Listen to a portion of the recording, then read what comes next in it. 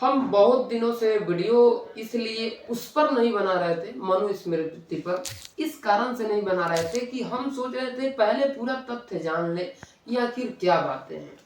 तो मुझे ये पता लगा कि मनुस्मृति जो है वो बताता है कि उसने बहुत साल दलितों पर शोषण किया, बहुजनों को शोषण किया। ठीक है, तो चलिए पूरा देह तो मान के चलिए एक हमारा शरीर है, मान के चलिए शरीर में घाव हो जाए या डॉक्टर कहे कि शरीर के एक बाह में कैंसर हो गया है, इस बाह को काटना जरूरी है, इस बाह को हम काटेंगे तभी हमारा शरीर जीवित रहेगा।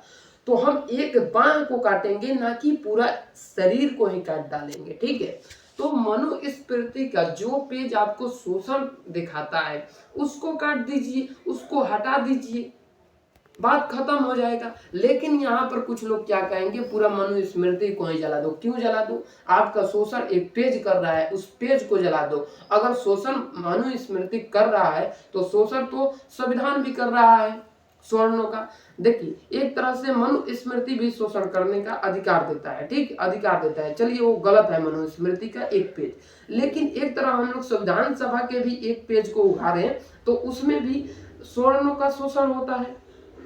सवर्णों को नौकरी में उन लोगों को निकाल दिया जाता है, नीचे से गिनती किया जाता है, ना कि ऊपर से। बताइए, पढ़े लिखे जो लोग हैं, जो ज्यादा नंबर लाए हैं, उसको छांट दिया जाता है, घर पे जाओ गोबर का छो।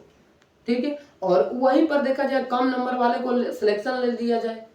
तो ये शोषण नहीं हो रहा है तो क्या हो रहा है? तो हम तो कहेंगे कि दोनों शोषण कर रहे हैं, तो क्या दोनों को गायब कर दिया जाए भारत से? नहीं, दोनों रहेगा, और दोनों में से उस पेज को फाड़ा जाए जो पेज शोषण करता है, ना कि पूरा किताब या पूरा पन्ने को ही जला दिया जाए।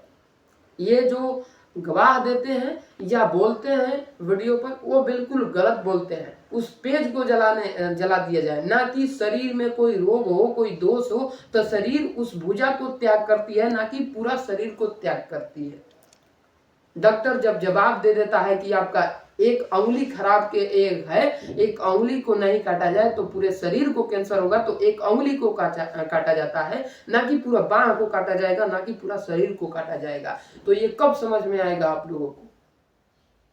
समझदारी आप लोगों को तेल लेने चल गया है। ठीक है, उस पेज को काटिए, हम बराबर हैं, हम सम्मान करते हैं, उस पेज को काटिए। आपको शोषण कर रहा है, उस पेज को उखाड़ दीजिए।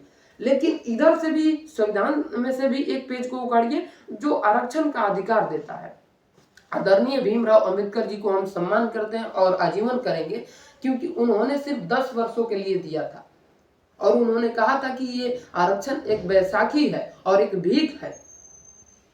लेकिन आज के नेता आपस में बना रहो, तुम कहो आरक्षण, तुम कहो मनुस्मृति, तुम कहो संविधान, तुम कहो।